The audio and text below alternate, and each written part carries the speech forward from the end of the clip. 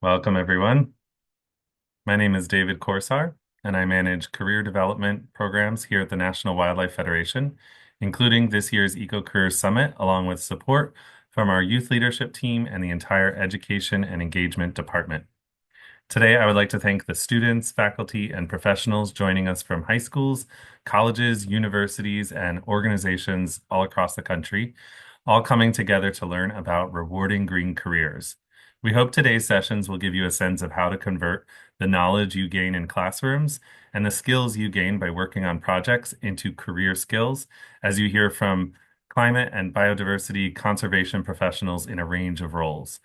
We'd also like to thank this year's sponsors, General Motors and Worcester Polytechnic Institute, for making this year's summit possible. As we go along, I'd like you to keep in mind three quick things. One, with technology, please bear with us during any glitches. If you encounter an issue, please try either refreshing the tab if you're joining via a browser or closing and reopening Zoom if you're joining through the app. Interaction, please take advantage of the chance to interact in the chat and in the Q&A. The chat box is used to talk to us and to each other throughout the entire summit series. We really do encourage you to add your expertise and ideas to the conversation here. Use the Q&A box to send questions to our moderators, which will be asked to keynote speakers and panelists at the tail end of their sessions. And finally, NWF is here to support you. We're here to support you as you develop your leadership and your career skills at each life stage, from pre-K through high school to entering the workforce to further academic goals and beyond.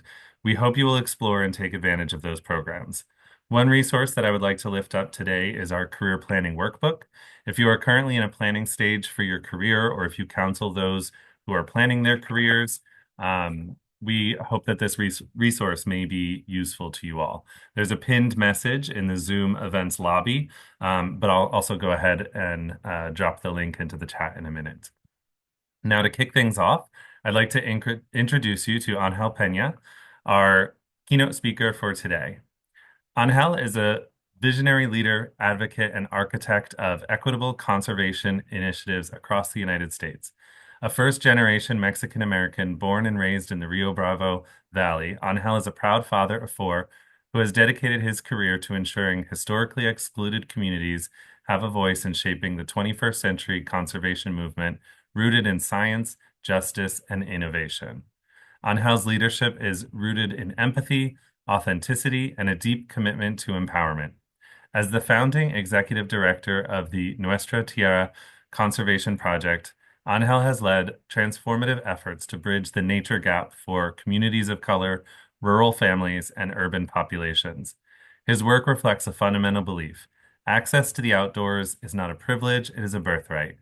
Ángel, we are so honored to have you join us today. Please tell us more about your career and the work of Nuestra Tierra Conservation Project. Awesome. Thank you for that, David, and thanks to everybody who's joining us. Before we dive in, I want to thank the National Wildlife Federation for hosting us, to bringing us together, and to making this conversation possible. Also, special thanks to you, Mr. David, for all the back end work and support for sure. So I want to introduce myself. Then I want to talk about the work, and then I want to think aloud with all of you, because this work is tough, but it's fun, especially when we can do it together. And so I'm excited to think through that with all of you. So first, a little bit about me. Mr. David, can we put that Yep. PowerPoint up, please? Awesome. So a little bit about me. I'm first partner to an amazing woman, and father of four crazy kiddos. Can you get us to that next slide, porfa? Yep. Thank you. They are really my why. This is why I'm so excited and feel so privileged every day to be in this type of work. Quickly, my oldest right there, she's 17. She's graduating high school here in a couple of weeks. She's strong. She was my first, and me and her grew up together. It feels like the one on the bottom left. That's my My second oldest daughter, Miss Isabella, and if you guys can see her curls, I always say it's just she's got so much energy. It's like busting out of the seams and just through her hair. My little son, Damian, he loves his sisters, and he loves to camp. I'll tell you what. And then that's my youngest daughter. She just turned one on Friday. And I just wanted to introduce them because I didn't grow up getting outside. It wasn't till I became father at a younger age there in college that really inspired me to get in this fight and to do something about it. Um, we're going to tell some stories today. I'm the founding executive director of the Nuestra Tierra Conservation Project, and our origin story is one that was built literally on the back of a napkin. So just follow me on this journey, okay, guys? Let me take you to that night. It was definitely a Tuesday, and maybe it was about 8:30 p.m. We're at a little Mexican restaurant here in Las Cruces, New Mexico. And you know, a place where if you've been to New Mexico, for sure you can count on the salsa being too hot and the air smells like fresh tortillas. And there's three of us around a sticky table, a river guide, a community organizer, and myself. We were tired. It was late at night, later, and we had just come from a public lands meeting that the county commission was having, where we were the only brown faces in the room of about 60 folks. And that's more common than one would think, especially in the conservation community. And someone at this meeting had actually said, and I quote, "Why do you care about the wilderness? Why do you care about going outside? You live in the city."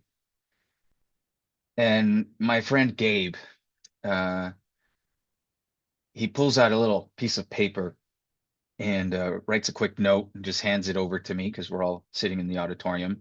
And he writes two words, Nuestra Tierra, our land. Then he slides it to me and says, "What if we stop asking to be invited to these meetings? What if we just start our own thing? We're not only at the table, but we're at the head of the table." That little piece of paper later during dinner got greasy, got dirty, and we argued for about an hour at dinner. Should we be a nonprofit? Should we start a club? Do we need money? And someone said, "We don't even have a truck." And that river guide, his name was Ben. He said, "I have a truck. It's a 1992. It leaks oil, but it runs and will do the job." So 3 weeks later, we borrowed that truck, bought some hot dogs and a sack of oranges, and took 8 kids to the Gila River. None of them had ever been on a road trip, much less to the Gila River. And by the end of the day, they were catching catfish, Gila trout, and naming them. It was actually kind of cute. It was a lot of fun. And that's how Nuestra Tierra started. Not with the street sheet, not with a strategic plan, not by a funder, but by community, with a leaky truck, a greasy napkin, and the audacity to believe that we belonged at the head of the table. And before I say more about policy, strategy, restoration, wildlife, I want to I want to think with you all about the world we can build together. I want to take you guys outside. So if you could take a second and just think about your favorite memory outdoors. Take a moment and really picture that place and like what you were doing. Maybe you smell carne asada on the grill, see the smoke curling into the air, knowing you're going to eat good. Maybe you hear kids running wild at an Easter egg hunt, squealing and laughing outside at a park. Maybe you're remembering your very first hunt with your dad, your tío, your tía, your abuelito, waiting quietly for that elk to move or that pronghorn.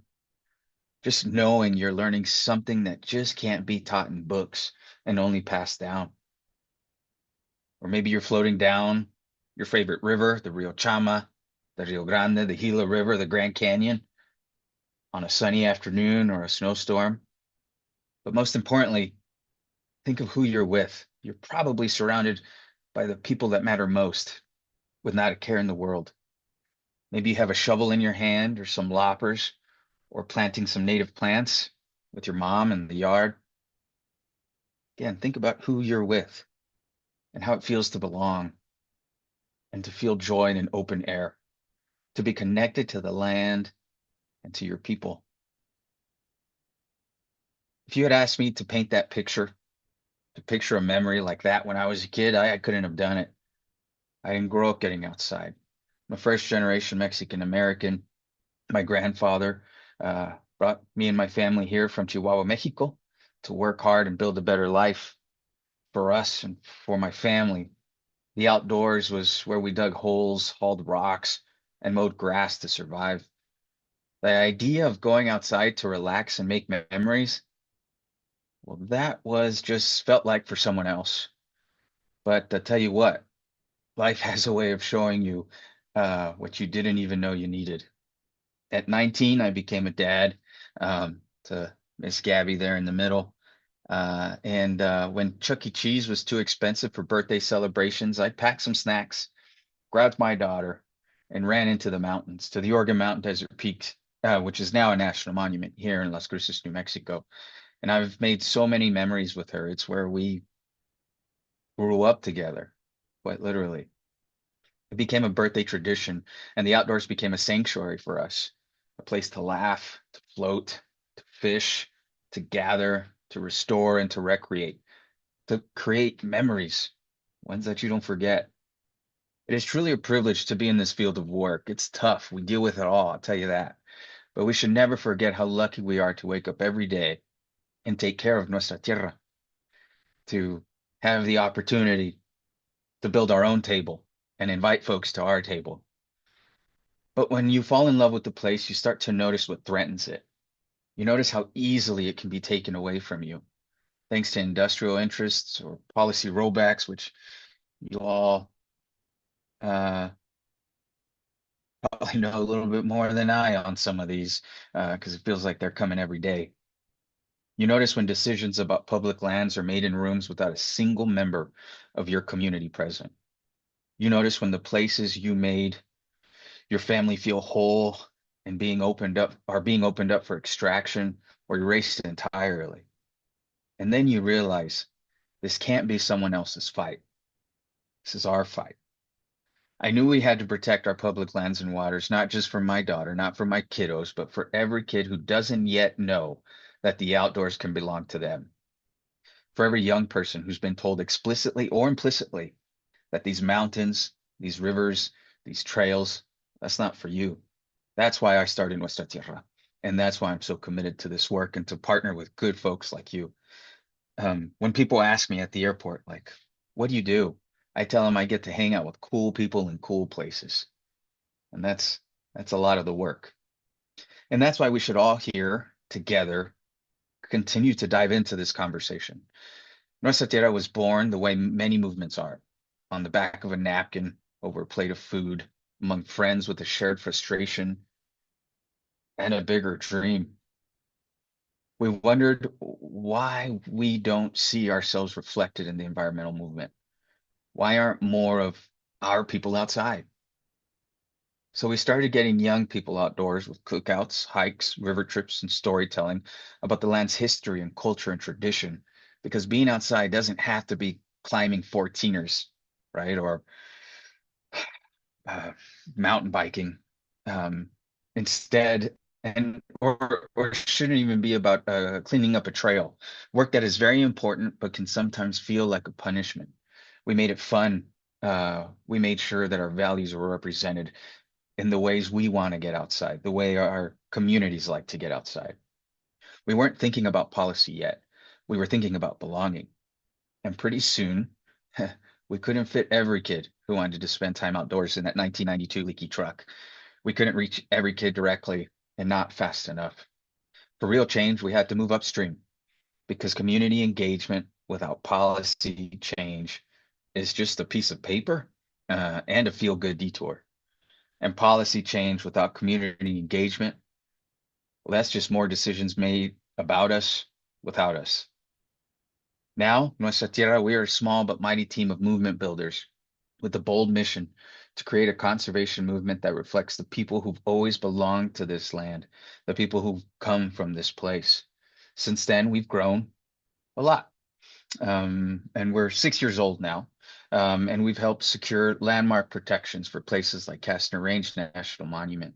We're restoring wetlands in southern New Mexico, supporting the introduction and designation of the Gila Wild and Scenic River, one of the last free-flowing rivers in the United States, and elevating and amplifying the authentic voices needed for the proper and permanent protection of powerful places like Chaco Canyon. We were the visionaries and instigators for the first of its kind in the country, New Mexico Outdoor Equity Fund. Now, we did that in 2019. Now, this program has supported hundreds of thousands of young people in our state, have had the chance to get outside, explore these lands, and discover something powerful in themselves because of it. Most of them Black, brown, indigenous, and rural youth who didn't necessarily see themselves as future policy experts, environmental professionals, or even outside at all. Now they do. One of my favorite stories, Mr. Eduardo. Um, uh, he uh, he was just a young student getting his first glimpse into the world of conservation. This was a couple years ago, and he has since graduated from NMSU, New Mexico State University, with an environmental ecology degree. And he has begun training as a U.S. fighter pilot down in Texas, with hopes and a vision to be accepted into the U.S. astronaut or the NASA astronaut program. I joke with him sometimes. We're still friends. I tell him, "Hey, man, people on Mars are going to need ecologists too." But it's not really a joke, right? It's the future we're building for. That's the theory of change behind our work at Nuestra Tierra, connecting young people to the land. Because when you get kids outside, they care about outside. So they vote for leaders who protect outside. And then they become the leaders who protect outside. Can you envision a world where every kiddo had the opportunity to make memories outside, to hike too far, to get too tired? Um, we'd be asking different questions. We'd be living in a different country. When young people with lived and enduring experiences fall in love with the outdoors, it expands what conservation can be, what it should be. It strengthens our democracy. It creates a future where every family can find joy in nature and have a real voice in the decisions that shape the land, water, and ultimately our home and have that ownership. Even though we have a national reach here at Nuestra Tierra with our policy work, we always stay grounded here in our local community, providing value here in New Mexico. For example, when the U.S. Supreme Court gutted the Clean Water Act, we didn't wait around for DC to clean up the mess. We helped. We jumped in. We wanted more. We had the audacity to envision a different future. So we worked with partners to give New Mexico the power to protect our own rivers, our own wetlands, and drinking water, because clean water should never be a privilege, should be a right. We also helped with a game changer for wildlife management in the state. For too long, decisions about our lands and animals have been made by people who don't live here. We work to rebalance the scales so that New Mexicans, especially folks in rural, tribal, and urban communities, border communities, have a real voice in how we hunt, teach our kids, and live out our traditions. These are more than just policy wins. They're like community wins. Feel good. They're wins my abuelito could resonate with and would understand. Wins our neighbors can see and feel. Wins that say, we belong here too. Always belonged here. This work, this field, conservation, it needs us. It needs good folks like us. We're the people who make eye contact and shake the hands of our community every day. We're the neighbors, we're the organizers, we're the parents, we're the conveners, the strategists, the campaigners who help our communities build power and hand over the mic to the people closest to the land. This is the kind of leadership this moment demands and requires. And I'm not going to sugarcoat it. We're in a we're in a dangerous and critical moment. Some might call it nuanced. Um, Both the conservation movement and our communities are clearly under attack by an administration that doesn't see us as part of the American story. The intention is to choke the grassroots power we've spent years building, decades building, get it out of the way. Unfortunately, some national funders are hesitating, some donors are pulling back, and that's real. But we in this room right now must remain steady. because our communities are clear-eyed about what's at stake. I'm sure you are too. It's a feeling in your gut. I know it. The question isn't whether we're ready. The question is, will you stand with us? Can we stand together? Because we're not going anywhere. Not as a movement, not as a community, not as a place, not as people from this place. We're not retreating or apologizing. Forward must be our battle cry. But we can't move forward alone. So this morning, as we're gearing up for what I'm sure is going to be an amazing and captivating few days, I want to invite you to be part of the 21st century of thought, conservation, and restoration. I want to invite you into the future that we can build together, because this is my vision for the next 5 years. Here's where we must be headed. We must be defending our hard-earned land and water conservation wins while being able to raise our gaze. We can walk and chew gum at the same time. Working on the creation of innovative conservation campaigns that prioritize communities across the country's lived and earned experience. When it's rooted in people, it's more sustainable, whether it be fresh water, the proper protections of our sacred lands, or working to connect people to these places by investing in authentic storytelling. Storytelling must be a strategy for us as a community, as a conservation community. We also, I believe, should be fighting to secure long-term, sustainable outdoor equity opportunities and fundings across the country. So access is never dependent on who's in office. If we're able to build a pipeline and build those leaders, again, we'd be thinking of a different world together.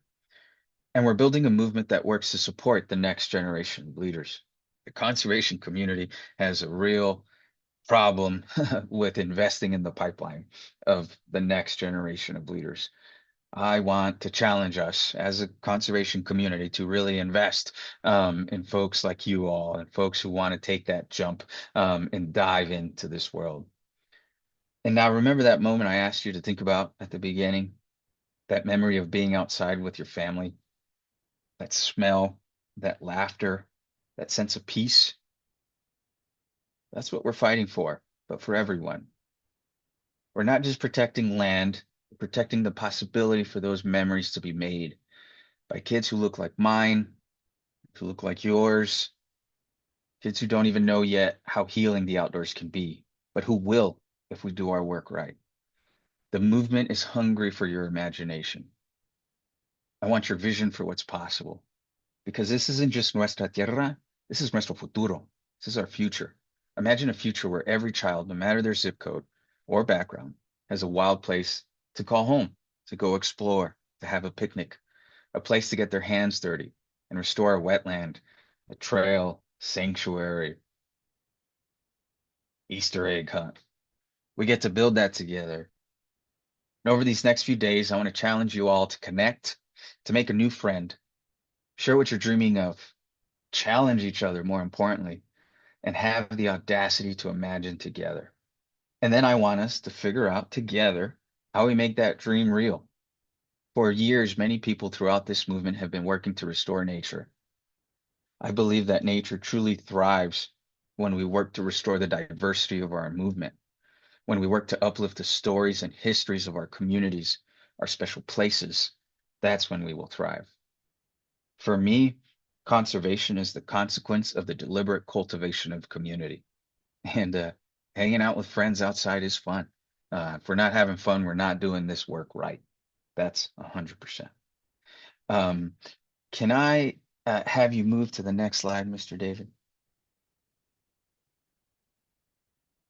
please?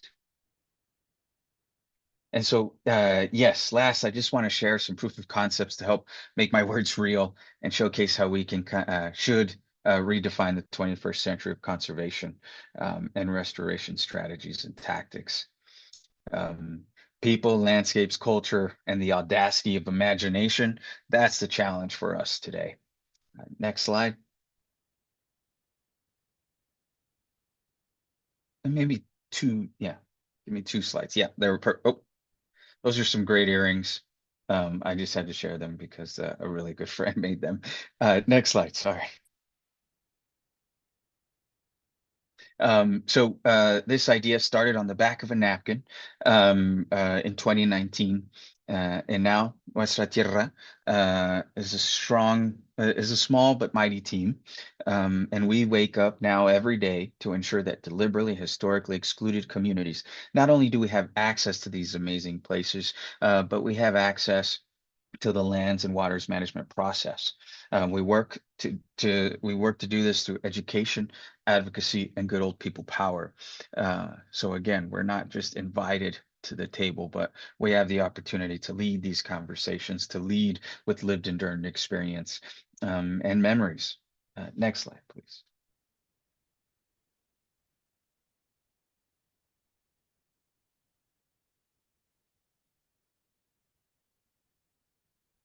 Um, yes, a couple of other pieces that I just want us to bring to the conservation movement that we need to bring to the conservation movement is not only leading with wins, but we must lead with community rootedness so that these wins are sustainable and they can endure whatever policies or administrations we take on. The community should also lead with equity and justice, not when it's just a buzzword, but we must make it a core of the movement. Leadership development. The conservation community needs to invest in the next generation in real ways. We should all mentor someone, which is why I appreciate this opportunity to speak here and appreciate how excited folks are to be here because there are folks who are hungry to mentor you. There are people who are ready to invest in you. And we need to do more of that. And we should take that upon ourselves as a conservation community to really do that. An authentic voice, authenticity can tear down walls. I'll tell you what, you just be real and true, and that'll move you through this space. Stewardship and belonging. We are stewards of this land and champions of inclusive access to the outdoors. I think we should all own that, and that's what our community needs. Next slide, please. These will be really quick. Um, and the next couple of slides, they're just a couple of wins. Next one, please. This is just a quick list of our programs here at Nuestra Tierra. Again, we're a small but mighty team, and we don't like to get bored. And so that's just a quick glimpse of the type of work we do here in New Mexico. As I said, we quickly realized we couldn't get every kid in our truck, so we looked at the policies, at the tools in our tool belt, and policy was a mechanism to help really take this to the next level.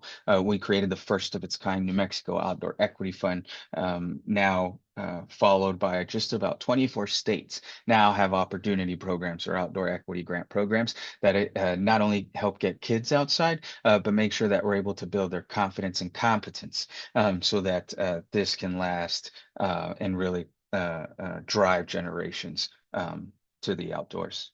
Next slide. I believe the next slide is about a national monument that we were very proud. Yep, Castor Range National Monument. It was one of the national monuments designated by the Biden administration. It's only about 7,000 acres, but I'm very proud of it because it wasn't about the charismatic flora or fauna. It was about the community that surrounds Castor Range. And we really took a different strategy to designating this one, where others are all about the acres, all others are all about the charismatic flora and fauna, and we made this place about the people, about the cultures and the traditions that call El Paso home. And so that one has a special place in my heart for sure. I think one more slide, Mr. David.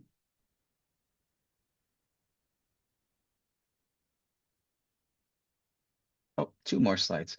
So the America the Beautiful for All Coalition, the Nuestra Tierra Conservation Project, is proud architects of this coalition that is just about 350 organizations strong, from Alaska to Hawaii, from Maine to California, with the single goal of ensuring that we're able to properly able to protect 30% of our public lands and waters by 2030. It was an audacious goal, and we're trying really hard. But again, there, I think the power that we've been able to pull together is the authentic voices and the people that are all driving in that same direction.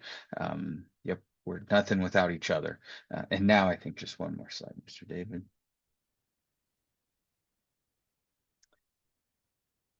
And um, yeah, if I could just wrap up here with a few suggestions. Um, I have found it important for me to know what is bringing me to this career path, what brought me to this space. You can always tailor it to your own goals, but being clear about those goals, it's what will help you stand out. And I think finding a mentor, someone who's invested in you, who's able uh, to open up doors for you, is very important.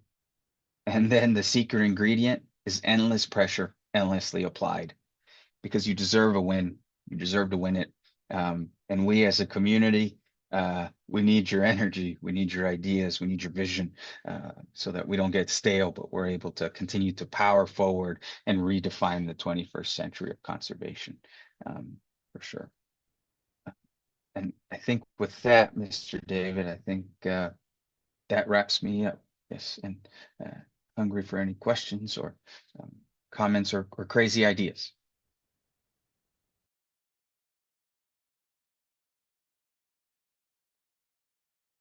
Thank you so much on how that was really beautiful, really inspiring.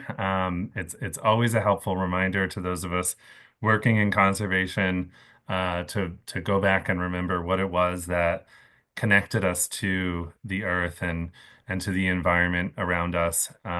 It's easy to forget that as we get bogged down by deadlines and meetings and applications and all of that. So really appreciate your words today and your inspiration in having founded this organization just 6 years ago and having so many accomplishments already. We have one question that's already come in to the chat. What would you recommend, excuse me, what would you recommend to students who have trouble identifying their why or their passion? Yeah, no, that's the right question. And I think for me, it's those memories, right? What is that one thing? What do you think about being outside? That has really always helped me. And my oldest daughter, she's actually she's graduating and she's going to go into archaeology here at New Mexico State University in just a couple of months. And her why um, is the memories that we've made together. That's really what drives her passion. So something personal. It has to be personal. And I'd start with those fun times, or even if you hiked too far or got too cold that night, those memories are ones that you never forget and can really drive you forward for sure. For sure. And I know a lot of the students, a lot of the youth that we work with, one of the issues that they have is the narrowing down. It's not necessarily finding something to do, but finding the path among all of the different options. Do you have some advice for how to choose like a focus area or a particular direction, especially with an organization that is able to do so much? You have to kind of be strategic about what you put your energy into. 100%. And so I don't know if this is an answer, but just my story. So my background is in archaeology. Well, I started as a music performance major, and my parents had a come to Jesus moment with, or a truth moment with me. And they were like, we need you to make money. Playing euphonium, you know, is not going to do it. So then I got into archaeology. I got my first degree in archaeology, and my mom was like, "Well, that's not what I was talking about, but good work. And I went back to grad school and I got another degree in archaeology. And my mom was like, that's again not what I was thinking about. Um, but that's what drove me to this work. And I was actually just thinking about this the other day. I think it's a very personal question. It's a road worth traveling, 100%. But I was thinking, like, man, how did I spend 9 years in college studying ceramics? How did I get to this place where now I founded a conservation organization? And so for me, what helped me narrow that down, um, or what I think I've been able to figure out my story, is that I've always been interested about the connection between people and land and people. And so it took me a little bit, but that's really what helped me focus in the type of work that we were going to lead, the type of work we were going to instigate, and the type of change we wanted to make, not only for the movement, but for this country, for the world. Um, for me, it's all about the connection between land and people. For me, it's hard to talk about them differently or to think about them in their own little buckets. And so, not sure if that's an answer, but again, that passion and those memories really drove me. And my kids every day. Yeah. They're my big why. So I think it's a personal one, but gosh, worth diving into and exploring. And the conservation community, to your point, David, the opportunity is endless, man. You can work on oceans, you can work on fresh water, you can work on wildlife, you can work on private lands. And we need all those amazing thinkers in all of those spaces, 100%. For sure. Another question that's come in from Persephone is, what advice do you have for combating activism burnout or eco depression, especially in the face of the current administration? That's a good question. I will tell you, I do wake up a couple times at 2:30 in the morning being like, dang, that happened. So that's real. But going outside, nothing like it. Nothing like the energy that I'm able to pull from the earth, putting my feet on the grass at a park, hiking and running out of water really helps ground me and it helps shake it off. And just knowing that the conservation movement, since its inception, hasn't been doing it right. And so it's going to take maybe another century to kind of really dial it in so that it's equitable, so that it's accessible. But we do play a very important part in helping shape that trajectory. And so that really refills my bucket. But the burnout is it's real and it's dangerous. But go camping with a friend. Yeah, for Yeah, sure. Take some hot dogs and connection. some yeah, take some hot dogs and a friend, and you're in a good spot. Mhm. For sure. Yeah. Connection, sharing your frustrations, having those mentors or friends or family that you can vent with and but not end with the venting, but come back to that message of hope and inspiration, like you brought forth in your keynote speech. Another question that's come in is, what advice do you have for students who are having trouble securing a job in the conservation field? Many have the passion, but are struggle to figure out how or where to take the first step. That's real. Um, I've had people now join the team that when they started as volunteers. So volunteering, I think, helps you kind of refill your burnout bucket for sure, because you can see immediate outcomes.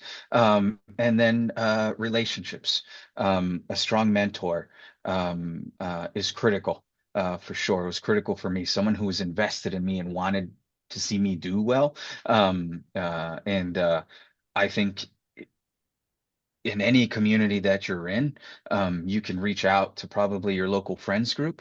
And I will tell you, conservation community is hungry for young folks. We need young folks. We need their vision and their energy and their motivation and their want to change the world for sure. So I'd say volunteering 100%. And if you have too much trouble finding a place to kind of get your hands dirty, I'd say give me a call. And if not with us, at Nuestra Tierra, we have tons of friends in the community that I'm sure that would be willing to support you for sure. Because and if they don't, just give me a call again, and I'll have a talk with them, and I'm sure we'll get you something.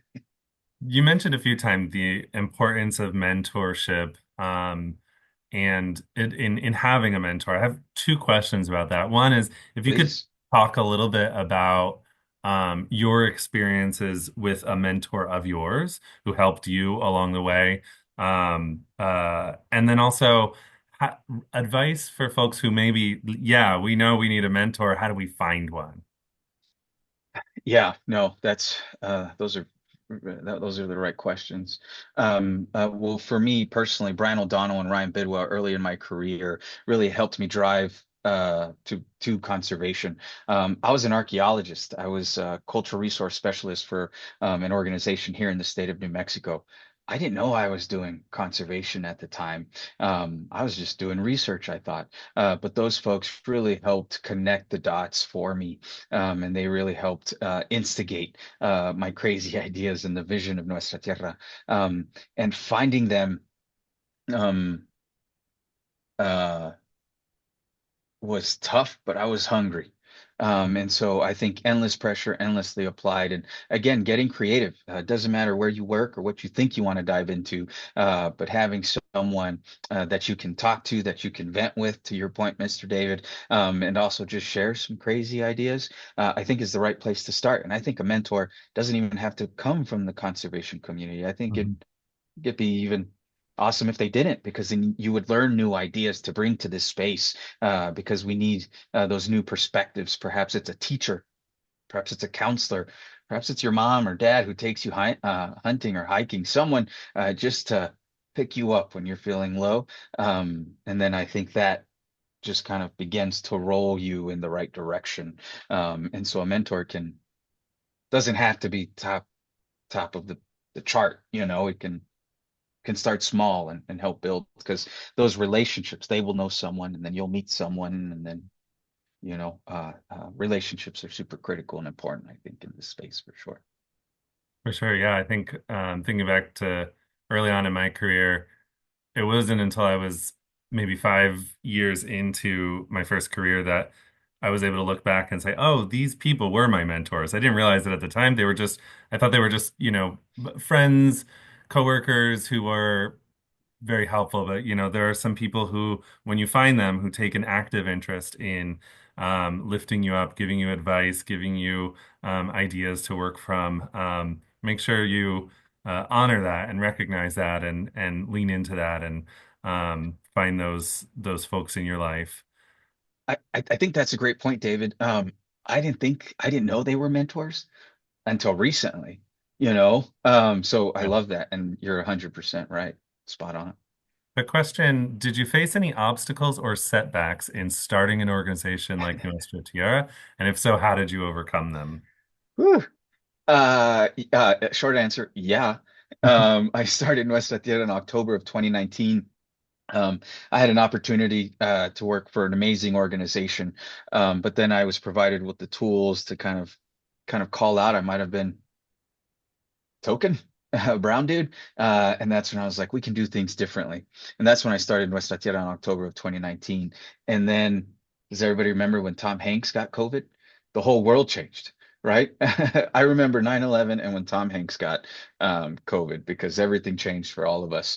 And endless pressure, again, endlessly applied. I had a vision. I knew I had no other option but to make it work, and just got as creative as possible. Was hosting virtual discadas, was hosting virtual cookouts, again, just to connect people outside, even virtually. And I learned a lot through that, I will say, and there's no end of challenges. I got some emails this morning. There's a new one.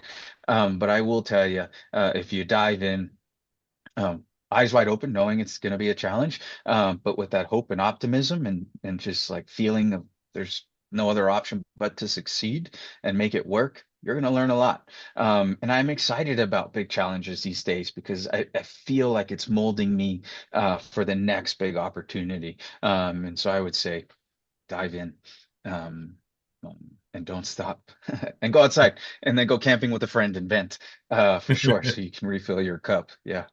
Yeah. The next question we have is how can people with existing unrelated careers join the conservation space?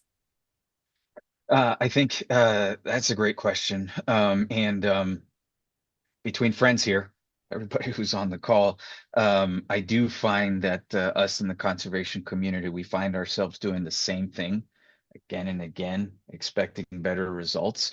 And so I would invite, I'm hungry for those people that come from different sectors to bring their own lived and earned experience. There be healthcare, whether it be business savvy. I think it's needed. And how do you do it? Again, I think a quick Google to your local community, and just start to dive in, meet folks, build those relationships, and find that need, because we have a ton of them in conservation. And I'm sure you all have some amazing perspectives that we need, 100%. For sure. I think this also kind of connects to the earlier question on, breaking in, getting the first job, in a time when there's a lot of constriction, a lot of difficulty, finding your first job or advancing in your career.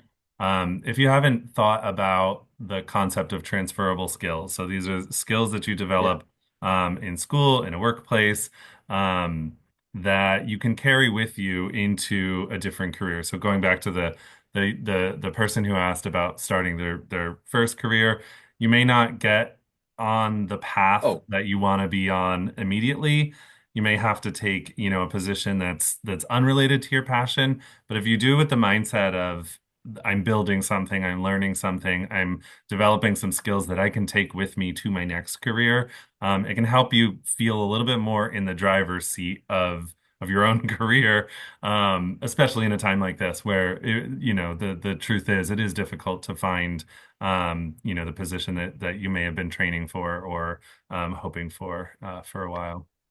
that's a really good point, David. I tell you, I didn't start as an executive director, right? It's a journey, but one worth diving into. Mhm. I have another question in the chat. In regards to endless pressure, endlessly applied, could you give some motivation story in non-traditional conservation strategies? In the local area, they're thinking of the story of the activist Jackie Medcalf, Texas Oh, Health and Environmental Alliance roadblocked then EPA Director Scott Pruitt in Houston to talk with him and ended up getting San Jacinto River Superfund site cleanup plan approved by EPA. Hearing that was really motivational. Do you have any stories like that that kind of show the power of that endless pressure? yes, sir. I think Castner Range is a great example of that. During the Obama administration, if you guys remember, might be, yeah, might be too young, but the years of hope, for sure. But President Obama was giving out national monuments like Skittles, or the way Oprah was giving away cars, right? And Castner Range, it was small in acreage. It was only 7,000 acres, or just about 7,000 acres, and it was DOD land. And so during the Obama administration, Castner Range was, for me, or the way I felt it was like the redheaded stepchild of the conservation community. Nobody wanted to touch it. And during Trump 1, we continued to community organize. We continued to empower schools to get outside, to learn about mapping, to learn about the geology, the geography, about the cultures and the traditions that this place held. And then when we had the Biden administration come in, um, because the conservation community during Trump 1 was all on defense, we stayed focused and relentlessly just continued to cultivate community. And so during the Biden administration, we got to the top of the line. We were the top of the list because that work never stopped. While others panicked, we continued to raise our gaze, even when it felt hopeless. But that story, again, is one of persistence and pressure that we just did not give up on. And now this place is protected. It's in the middle of the 19th largest city in the country, and one of the most ethnically diverse communities in this hemisphere. And so it wasn't, again, for the animals that were there, for the plants that were there, but for the people who surrounded it. And very proud of that. of that designation. And one more real quick, when we created the first of its kind outdoor equity fund, I remember there was some state legislatures who were like, equity's a fad, equity's a buzzword, change the name and we'll get it across the finish line. That was a hill I was prepared to like die on, to leave it all on the field. Um, and we got it done. Why? Because we were working to elevate and amplify real community voices in real authentic ways. And now we have 24 other states with one. So um, the persistence, man, it does feel lonely sometimes. I'll tell you Mhm. what. And some people might even call you aggressive or stubborn. But that's what we need in these times for sure. Yeah. I have another question going back to the topic of mentorship, and I want to get a little bit more maybe granular or specific with recommendations here. So they're asking on how to approach or find a mentor, or if you have one in mind, like what could you say? How could you bring up the conversation? What advice do you have on that? Yeah, that's a great question. Um, I'm learning even these days. I have an amazing mentor, and uh, making my needs known, I think, is important. Um, uh, Even as an executive director, or even having been in this field for 15 years, making my needs known to trusted folks has been super helpful. And being almost vulnerable. It can be embarrassing or it can feel awkward, but being transparent and honest and authentic, I think, is one of the most powerful tools we all have, and we should all implement more for sure. So, yeah, Yeah. making your needs known. Mhm. I'll also add, I think mentor mentee relationship is often thought of as fairly one direction. But there's a lot from like that a mentor gets out of a situation. So you may be sitting back and thinking, oh, I'm asking so much of this person to act as my mentor. You mentioned earlier that, there are people waiting. There are people who would love the opportunity to coach and help connect and uplift someone. And it's a great honor to do so as well. So I'll just, also say like, putting your neck out there, being vulnerable, but also thinking like they're going to get something out of this too. And you're going to provide some feedback on their career that they're going to find interesting and helpful. So recognize that it is two-way and that you are bringing your presence is bringing something really valuable to that relationship as well. 100%. I think that's right on. Yeah. Well, thank you so much. I'm not seeing any other questions in the chat or the Q&A box, but this has been really fantastic. I've really appreciated the time that you've spent today speaking with our participants, as well as anyone watching this video later on.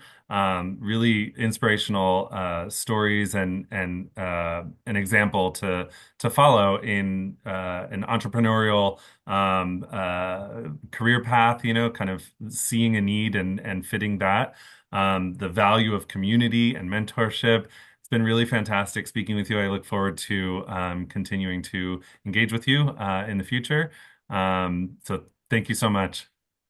Mr. David, thank you for this opportunity, and thank you all who asked questions and who jumped in, and thank you to the folks who are going to dive into this space, because we're hungry and we need your leadership. And I would only just end that uh, have the audacity to reimagine things, um, and drive with that. It's a hard, that purpose and that vision. We need it. So thank you all, and thank you, Mr. David. Appreciate your time. Sure. Thank you. And everyone, we have about 20 minutes before our next panel on climate careers. That'll start at 4:15 Eastern. So we'll go ahead and close this. It'll put you back in the lobby, the Zoom events lobby, and then you'll join the next session at 4:15 Eastern. Thank you, everyone.